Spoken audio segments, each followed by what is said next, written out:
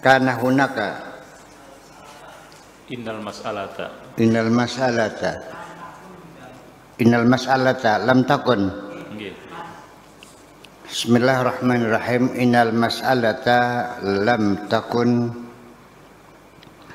mujarrada tabri'ati bari'in. Jadi yang menjadi pokok masalah di sini adalah bukan semata-mata hanya untuk membebaskan orang yang tidak bersalah. Itu. Tetapi apa? Ta'amarat alaihi usbatun. Tetapi adanya kelompok yang melakukan konspirasi, yang penting. Jadi bukan membebaskan orang tidak bersalah, itu mah kecil. Ini kita menengarai di situ ada satu kelompok yang melakukan konspirasi. Ta'amur itu konspirasi gitu namanya. Nggak tahu bahasa Jawanya apa konspirasi itu. Runding-runding jahat lah. Ya. Ya, runding-runding jahat.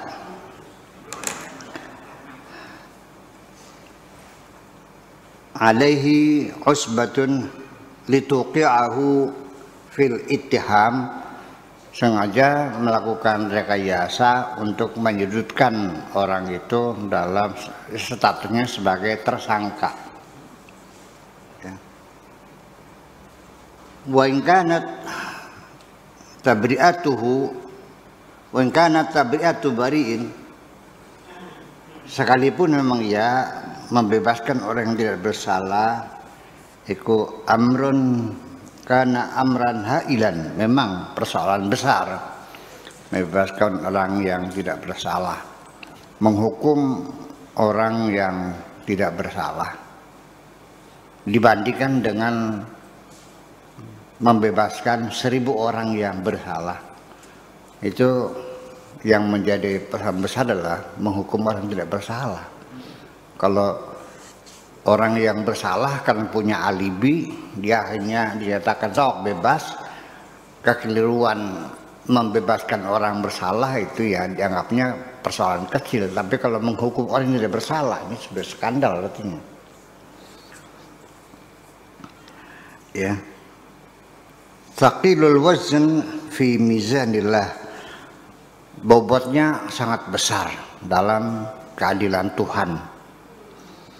Inama kanat akbar min zalika, semata-mata yang lebih besar dari itu, kanat ya iqamatu al-mizan alladhi la yamilu ma'al hawa, yaitu faktor yang paling substantif dalam cerita ini, yaitu adalah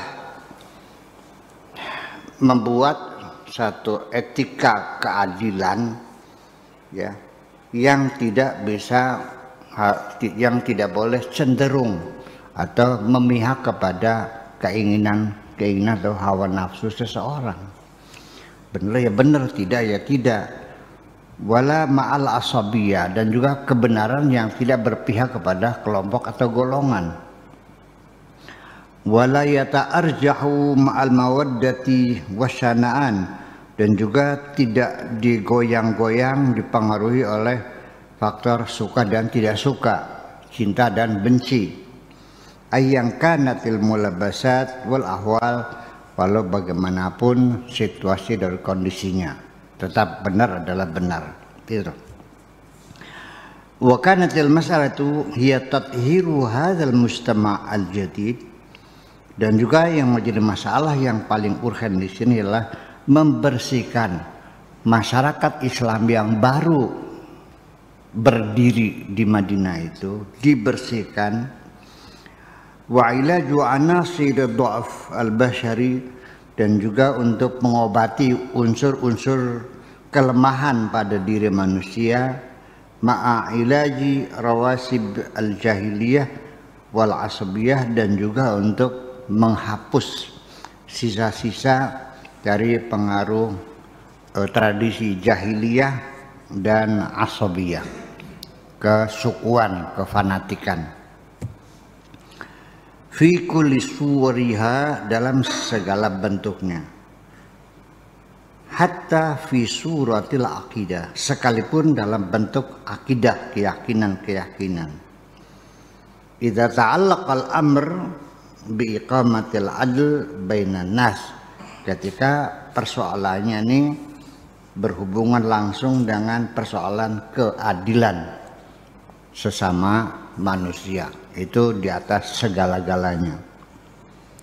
Wa iqamati hadzal mujtama' al-jadid, dan juga untuk menegakkan masyarakat yang baru muncul di Madinah itu. Al-faridu fi tarikhil basyariyati, yang merupakan satu percontohan baru, satu-satunya contoh yang muncul di tengah masyarakat dunia sejarah kemanusiaan. Berdiri satu negara yang kita kenal sebagai uji coba pertama kali, eksperimen pertama kali membangun masyarakat tidak berdasarkan bentuk monarki, bentuk kerajaan, tapi berbentuk demokrasi, seorang pemimpin dipilih langsung oleh masyarakatnya. Itu baru terjadi di dunia Islam ini. Sebelumnya gimana? Ya kerajaan. Rajanya mati, yang menggantikan siapa? Ya anaknya. Nah ini Kanjeng Nabi meninggal, yang menggantikan bukan anaknya, orang lain, hanya kebetulan putrinya dikawin, jadi namanya mertua. Dalam sistem kerajaan nggak ada turun tahta ke mertua tuh. Ya paling kalau tidak anak yang menantu ke bawah. Nah ini kan kejadian. Kemudian dari Abu Bakar ke Umar juga sama, mertua juga. Dari Umar ke Utsman ya mertua juga ya. Ya, itu artinya bahwa bukan karena kemertuannya, karena memang ketokohannya waktu itu dipilih oleh masyarakat sekitarnya atas dasar jasa dalam perjuangan mendirikan masyarakat baru itu, bukan karena dasar turunan. Ini kan baru pertama kali di dunia ada pemimpin yang dipilih. Ada juga dulu di Yunani, namanya waktu itu city state ya.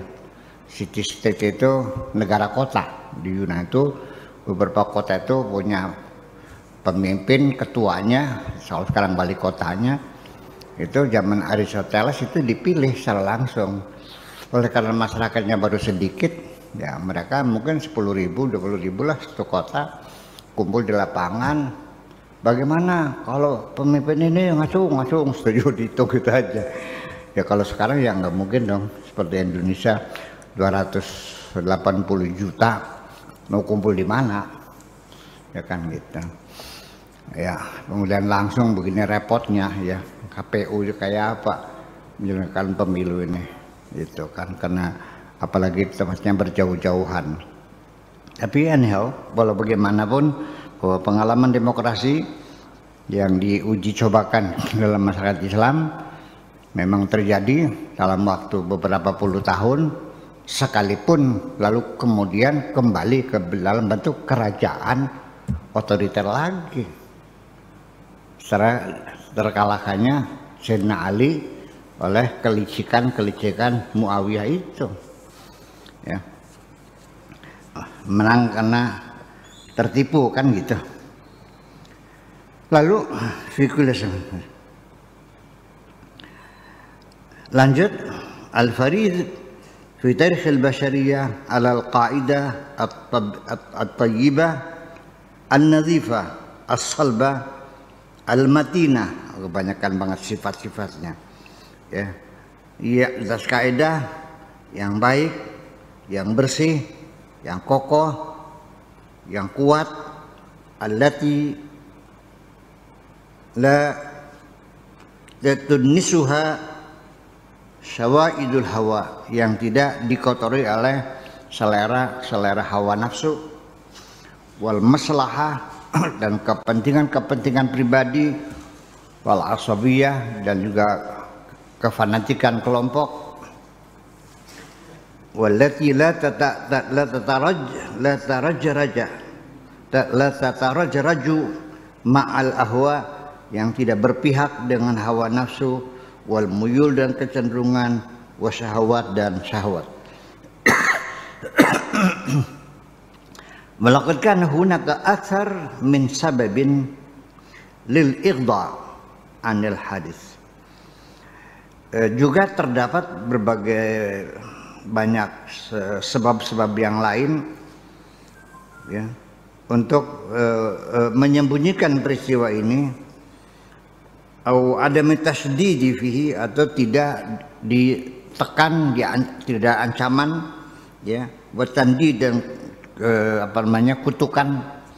Itu juga kutukan tuh kalau kita dalam bahasa politiknya tuh protes gitu ya, kecaman ya, kecaman. Wa kasfihi hakadha li jami'il absar, dan dibuka secara terang benderang kepada seluruh orang ya, seluruh orang.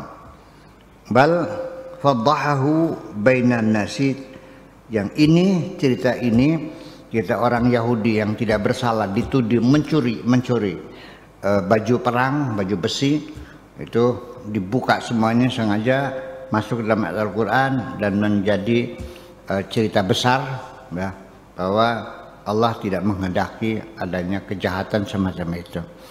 Sebab Islam untuk semua orang, bukan untuk orang-orang tertentu. Keadilan mesti ditegakkan, berlaku ya, jangan tidak tumpul ke atas, tajam ke bawah. Sekarang kan lagi ngeter gitu ya, tajam ke bawah, tumpul ke atas. Itu ala hadza nahwi al-anifil maksyuf, dengan cara semacam itu dibongkar semuanya, terbuka semuanya ya, secara keras dan terbuka. Karena hunaka akthar min sababin, banyak sebab yang menentukan. Lau kanat al-i'tibarat al-ardiyah allati tatahakkamu wa tahkumu, ya, pertimbangan-pertimbangan kebumian, artinya kemanusiaan yang mengatur dan yang menentukan, tatahakkamu mengatur, wa tahkumu yang menentukan. Walau kanat mawazinul bashar wa maqayisuhum, andaikan semua pertimbangan-pertimbangan kemanusiaan dan ukuran-ukuran nilai keadilan, yallati yarja'u ilaiha, yang menjadi tempat rujukan hadzal manhaj, agama Islam ini. Karena hunaka sababun wadihun aridun, juga ada sebab yang jelas dan lebar. Anna hadzal muttaham Yahudi, yang tertuduh di sini adalah orang Yahudi, min Yahud, orang Yahudi. Yahud allati la tada'u sahman masmuman tamlikuhu illa atlaqatuhu fi harbil Islam wa ahlihi. Di mana kita ketahui semua bahwa orang Yahudi itu tidak pernah melewatkan, tidak pernah membiarkan ada satu anak panah yang beracun yang dimiliki, yang dalam genggaman tangannya, kecuali ya diarahkan, dipanahkan dalam memerangi Islam dan umat Islam. Jadi maksud saya ini terangkan dulu bahwa memang di Madinah itu ketika dibangun satu masyarakat madani, apa sebutnya dengan Madinah, dari tamadun, Madinatul Rasul ya, kota Madinah Munawwarah, itu dari kata-kata mudun, tamadun, sipil.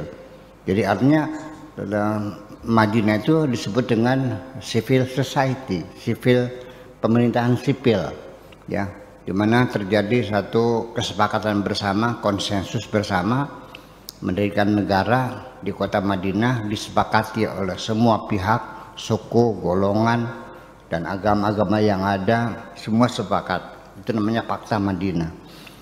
Dalam perjalanan sejarahnya dengan orang Kristen ada masalah, ya. dengan orang-orang musyrikin nggak ada masalah. Ini yang bikin ulah ini orang Yahudi.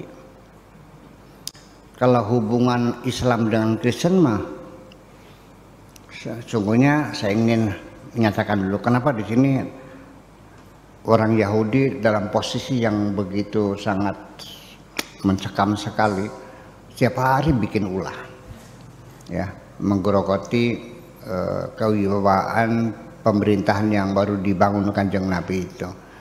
Kalau dengan agama Kristen mah dari dulu juga oke-oke aja. Nabi sendiri kan istri pertama kan namanya Khadijah. Agamanya apa? Waktu Nabi kawin kan 25 kan? Belum ada agama Islam kan? Dia juga belum jadi Rasul kan? Saya mau bertanya lagi, kenapa nggak mau dipoligami? Ya agamanya. Agama apa yang melarang poligami? Oke. Kemudian ketika Nabi Muhammad diangkat jadi Rasul, mendapat wahyu. Ayat yang pertama itu Iqra bismi rabbikal ladzi khalaq. Untuk mengkonsultasikan ini wahyu yang diterima oleh suaminya nih, ini apa? Ini sebangsa jin, malaikat, setan, gandaruwo, apa ini kan masih belum paham.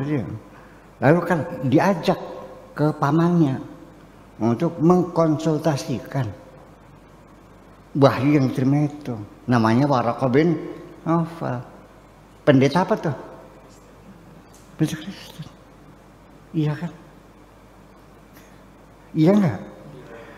Kemudian sahabat-sahabatnya ketika tertindas di Mekah disuruh hijrah ke Habasyah. Di situ pemerintahan Nasrani dihormati enggak? Dihormati. Dan Nabi berterima kasih. Ketika kota Mekah ditaklukkan, berhala-berhala dihancurkan, begitu mereka masuk ke dalam Ka'bah, ada gambar Nabi Isa dengan Siti Maryam sedang ngemban Siti Maryam, mereka akan menghapus. Kata Nabi, jangan ini, biarin aja. Jadi biarin aja jangan dihapus. Ini kan catatan sejarah. Ya artinya bahwa nggak ada masalah sebetulnya mah, nggak ada masalah. Nah itulah. Jadi ya artinya memang akhirnya saking geramnya Sayyidina Umar setelah pemerintahan Islam di tangan Sayyidina Umar, ini uras ini ugat nih harus dihabisin dari kota Madinah nih, habisin semuanya. Jadi kayak zamannya Hitler lagi di Jerman, ya, dihabisin. Konon katanya sampai 6 juta ya. Kalau Sayyidina Umar enggak bunuh, cuma di halau aja keluar. Ruwet sih ada orang itu tuh. Gitu. Jadi ya ini, jadi peristiwa itu kan terjadi di tengah-tengah adanya persaingan, adanya konflik ya antara masyarakat Yahudi yang ada di Madinah dengan masyarakat Islam yang baru terbangun. Nah itu, sekalipun dalam kondisi seperti itu kebenaran tetap ditegakkan. Gitulah ceritanya main ini ceritanya. Paham enggak? Iya. Hebat kan? Iya. Jadi ya masalah kebenaran keadilan ya tegakkan, nggak ada urusan dengan agamanya apa dong. Salah ya salah gitu maksudnya main ini. Karena hunaka sababun wadihun aridun, juga ada sebab lain di sana jelas gamblang. An hadzal mutaham Yahudi min Yahud alladhi la tad'u sahman masmuman tamlikuhu illa atlaqathu fi harbi islami wa ahli Yahud allati yadhuqu minha al-muslimun al-amrayni fi hadhihi al-huqbah. Ya. Orang-orang Yahudi yang telah menyebabkan umat Islam harus menderita karena dua perkara di sini. Ya. Wa yasha'allahu an yakuna dzalika fi kulli haqbatin, dan Allah berkehendak supaya hal semacam itu dalam setiap era. Yahud allati la ta'rifu haqqan wala adlan, Yahudi yang tidak pernah kenal namanya kebenaran dan keadilan, wala nasfatan, dan juga tidak mau mendengarkan, wala tuqimu i'tibaran, dan tidak mau mempertimbangkan, liqimatin wahidatin, dengan satu nilai norma apapun. Ini juga berlebihan sebagai bangsa, masa nggak punya norma sama sekali. Ada juga ya, oke dah. Min qiyamil akhlaq, nah nilai-nilai moral, fit ta'amul ma'al muslimin, dalam bergaul bersama orang-orang Islam, ala itlaq, secara garis besarnya seperti itu. Saya kalau cerita berlebihan saya nggak cocok juga sih. Kalau iya ya boleh kita menceritakan ya, sisi negatifnya ya, tapi kalau berlebih-lebihan ya nggak juga lah gitu. Sebagai bangsa tetap aja ada nilai moralnya gitu. Wa kana hunalika sababun akhar, juga ada sebab lain, wa huwa annal amr fil ansar. Itu pokok persoalannya itu di seputar persoalan kelompok Ansar. Siapa itu Ansar? Alladzina awaw wa nasaru, mereka yang merangkul, yang menampung umat Islam yang hijrah dari Madinah, dari Mekah ke Madinah. Dan mereka Ansar adalah orang-orang yang memberikan pertolongan, yang membantu, yang menyantuni, ya, yang menyediakan tempat, ya. Walladzina qad yujadu hadzal hadits baina ba'di buyutihim ma yujadu min adgha'in. Tapi juga di antara mereka itu terdapat ya dalam peristiwa ini antara sebagian tulang suku, satu suku ya dengan suku yang lain, mayujadu minataqain, adanya tentang rasa dendam dan kebencian. Salah mereka juga tidak dipungkiri ada.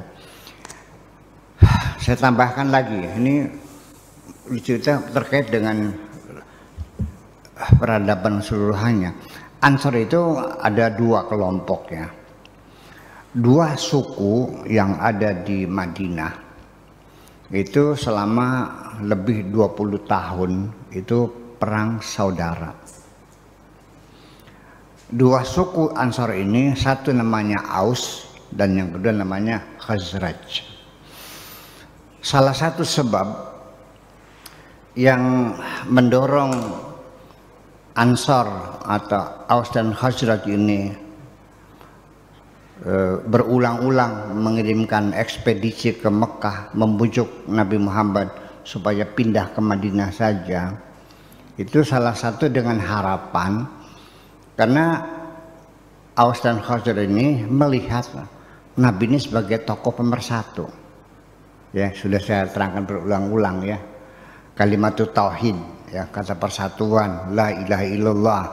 Nabi itu sejak kecil kan tukang ngedamin orang bertengkar, ya kan, selalu mempersatukan orang bertengkar ya didamaikan, orang mau bercerai ya dikasih pandangan dan sebagainya, sehingga supaya jangan sampai bercerai, sebagai tokoh pemersatu.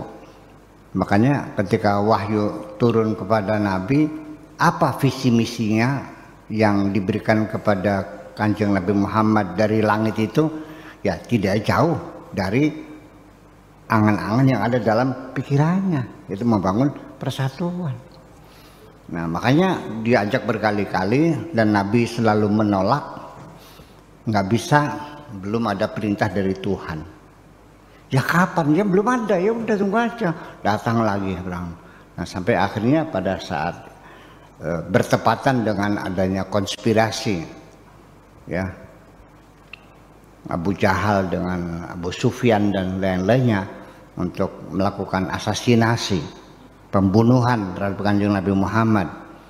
supaya jangan sampai salah satu suku saja yang memikul beban atas pembunuhan itu, maka diminta setiap suku, setiap kelompok mengirimkan seorang pemuda yang perkasa, kan gitu, untuk membunuh Nabi bersama-sama, kan gitu. Nah, pada saat itulah datang ekspedisi dari Aus dan Khazraj membujuk Nabi. Baru Nabi oke, sudah ada perintah dari Tuhan. Nah itu. Lalu itulah cerita awalnya hijrah semacam itu. Nah, dengan harapan setelah Nabi ke Madinah, nanti perseteruan perang saudara yang berpuluh-puluh tahun tidak pernah selesai antara Aus dan Khazraj itu dengan adanya Nabi bisa didamaikan, dan alhamdulillah nyatanya mereka bersatu, dan kedua-duanya baik Aus maupun Khazraj itu dalam peta politik Islamnya disebut golongan Ansar, yang dari Madinah namanya Muhajirin. Jadi di antara Ansar itu juga ada ya dendam kesumat lama lah, masih ada semacam itu, tidak dipungkiri. Itu ceritanya begitu. Diterangkan jadi lama dengan enggak. Kalau nggak diterangin nggak jelas ya. Iya, diterangin nggak? Terangin aja. Lah seperti itulah. Wahwa bainama anna ittijahal ittiham ila Yahudi yub'adu syabahal syaqaq. Jadi sementara ini yang menyudutkan sesama orang Ansar juga, akhirnya tuduhannya dilempar kepada Yahudi dengan harapan nanti perpecahan antar ini bisa terlewatkan. Ya tujuannya bagusnya juga sih untuk menyelamatkan jangan sampai terjadi perpecahan, tapi kan dikorbankan seorang Yahudi. Ya nggak ada urusan, keadilan adalah keadilan, nggak ada urusan dia Yahudi segala macam. Itu kan keadilan betul ditegakkan gitu. Itu ceritanya seperti itu.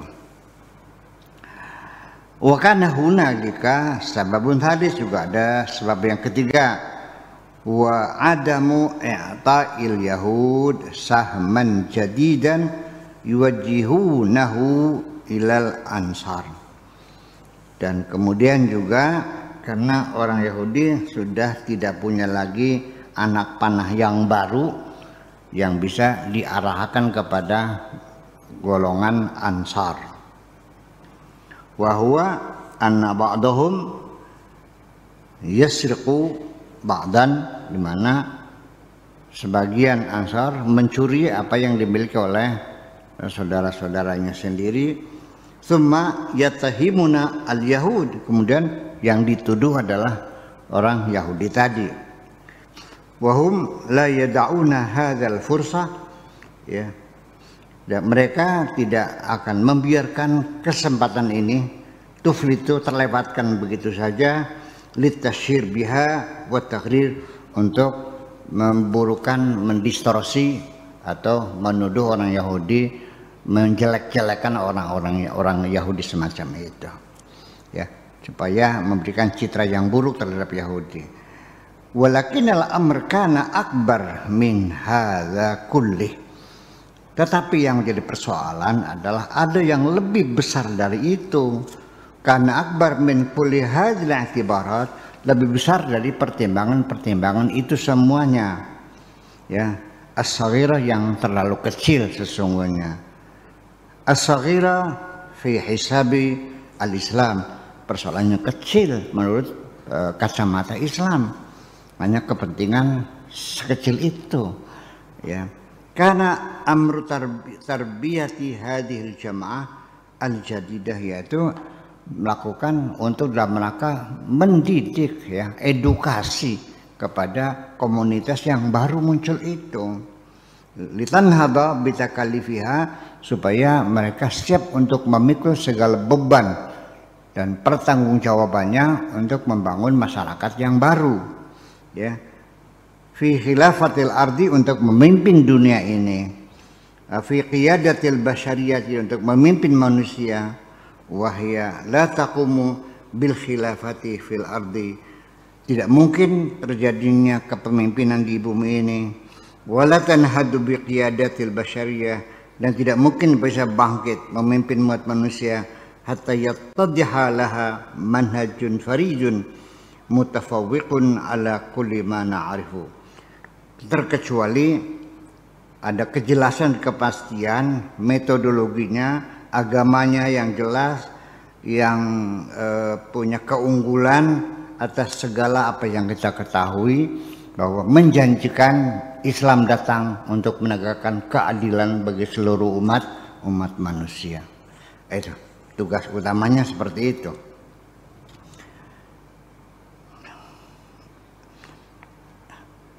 Wa hatta yuthbitu hadzal manhaj fi hayatiha al-waqi'iyah, sehingga agama Islam yang baru muncul itu bisa mapan, bisa ditegakkan dalam kehidupan realitas sehari-hari, bukan hanya teori tapi juga aplikatif dan juga bisa diamalkan di mana saja. Wa hatta yumahsa qiyanaha tamhisan syadidan. Kemudian juga dalam rangka melakukan seleksi, penyaringan, ya, pembersihan, gharbalah, tamhisan itu gharbalah, artinya diayak.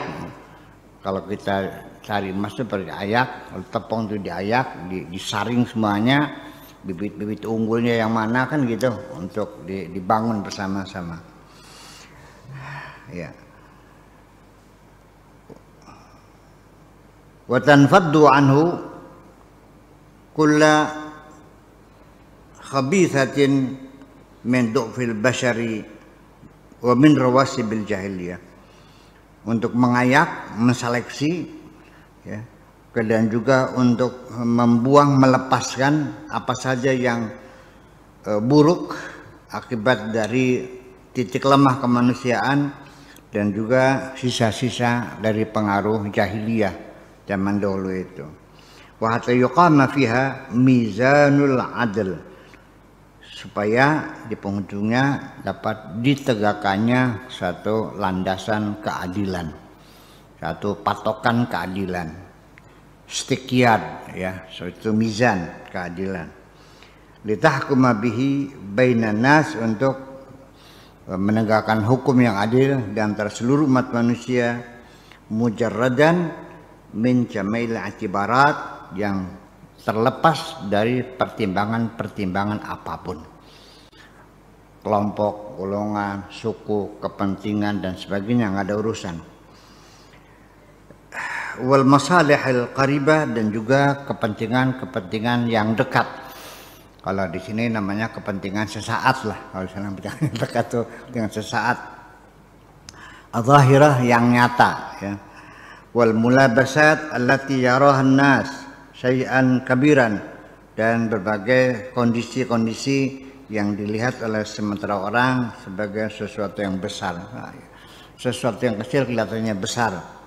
La yuqaddiruna ala tajawuhi, yang tidak bisa diabaikan begitu saja. Jadi apresiasi seseorang yang persoalan semacam ini dianggapnya besar, padahal maka kecil.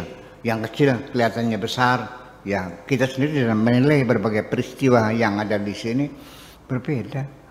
Menilai persoalan korupsi, persoalan besar, persoalan kecil, berbeda. Lebih besar ada yang corona. Ya, itulah. Jadi memang seperti itu. Ekonomi dengan kesehatan, mana yang besar? Berbeda pendapat. Itulah kira-kira semacam itu. Jadi kita tidak punya patokan, jangan bayi selera, ya. Yang kita secara tolok ukur keilmuan ya mesti jelas. Ya, kalau keilmuan ya kesehatan di atas segala-galanya dong. Iya. Ya kamu kaya, tapi kalau nggak sehat gimana? Oke, kita aja deh. Ya, assalamualaikum warahmatullahi wabarakatuh.